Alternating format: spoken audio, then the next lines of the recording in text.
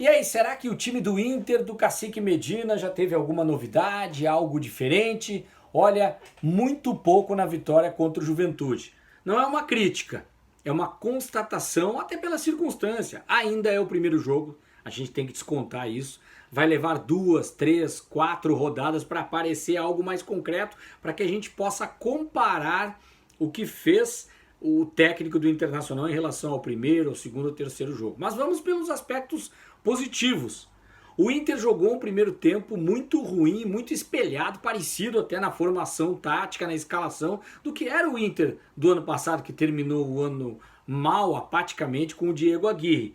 Porque tinha na zaga, a defesa, 4 jogadores aí, não tendo o Saravia, jogou com o Heitor, que vai ser o titular, enquanto não vem Fabrício Bustos, o Bruno Mendes, o Cuesta e o Moisés na lateral esquerda. No meio de campo, Rodrigo Dourado, Edenilson, e aí entrando peças novas, não com um terceiro volante, o que muda um pouco o Internacional, tendo aí uma linha de 3 jogadores, pela direita o Maurício, centralizado o Tyson, e na esquerda o Bosquilha, que foi uma novidade e foi melhor no segundo tempo, mas não fez grande apresentação, assim como o Maurício, muito apático. O Maurício foi apático também porque o Inter é capenga, ao natural o Inter tem como hábito abrir a jogada e tentar armar o jogo só de um lado praticamente, bem mais pelo lado esquerdo, principalmente com o Moisés. Fica fácil de marcar, os adversários já sabem disso, marcam o Moisés, roubam a bola ou muitas vezes não sai algo tão concreto e rápido e veloz e criativo assim por esse lado internacional. Tá fazendo falta isso pro Inter, mas é muito cedo ainda.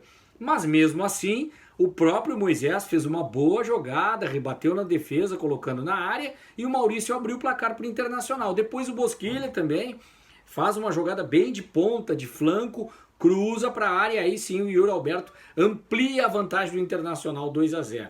O Inter, que não havia feito o primeiro tempo muito bom, poderia ter até perdido no primeiro tempo, sair derrotado, não fosse as grandes defesas. Outro grande destaque do Internacional, o jogador Daniel, goleiro, que só não pegou o pênalti do Ricardo Bueno, pênalti cometido pelo Rodrigo Dourado, muito claro, que deixou o Juventude vivo no jogo até o final. Até porque no final o Medina, o Cacique Medina, colocou o Kaique Rocha no lugar do próprio Caio Vidal, que havia entrado, para reter um pouco o time, segurar o time no final, porque o Juventude cresceu bastante com Capixaba, Ricardo Bueno, Chico e boas alternativas que tem o Juventude numa equipe muito bem organizada pelo Jair Ventura. O adversário é um dos candidatos ao título do Campeonato Gaúcho, né? Ao título do Gauchão. Então, o Internacional, o que valeu muito foi o resultado. Vencer o Juventude no Alfredo Jaconi não é tarefa fácil para ninguém no Campeonato Gaúcho,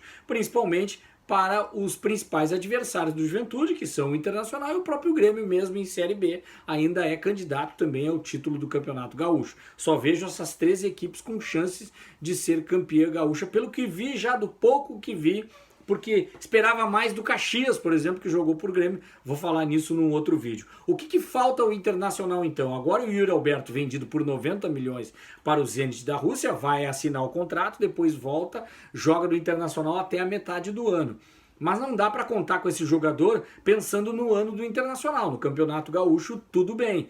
Mas agora o Inter não teve o David nem o Wesley, porque os jogadores estavam no trabalho mais tardio do início da pré-temporada do Internacional. Então eles ficam para a próxima rodada contra o União Frederiquense. É possível já que a gente veja esses jogadores, se não começando, né? Até porque o Yuri Alberto não vai estar, esses jogadores entrando na partida. Principalmente o David para o lado esquerdo, na faixa onde jogava o Patrick, na região onde jogava o Patrick, acrescentar algo que já falei aqui, bem mais velocidade, um jogo mais agudo para que o Inter possa ter uma transição mais rápida e jogadas de criatividade para a área, e aí o Wesley pode ter a chance de jogar como centroavante, e também tem o Cadorini depois. O problema do Inter é o lado direito, vai botar o Gustavo Maia por ali, ele tentou colocar o Caio Vidal na equipe, não foi bem de novo, né? O Caio Vidal não vem bem como a época do Abel Braga, que estava indo muito bem no Internacional, não está conseguindo ser o mesmo jogador. Fica essa expectativa para o próximo jogo.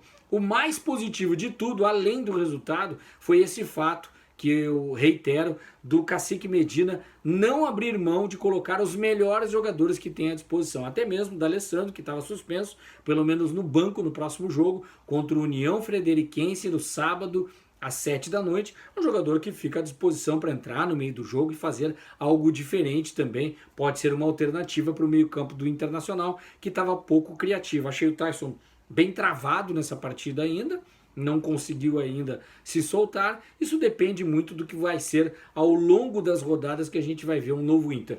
O novo Inter de Cacique Medina ainda muito parecido, se desapegando dos seus vícios das equipes passadas, principalmente a última do Diego Aguirre. De uruguaio para uruguaio, mudou pouco o Internacional. Valeu pelo resultado, a vitória contra o Juventude. Te inscreve no canal e até o próximo vídeo. Valeu!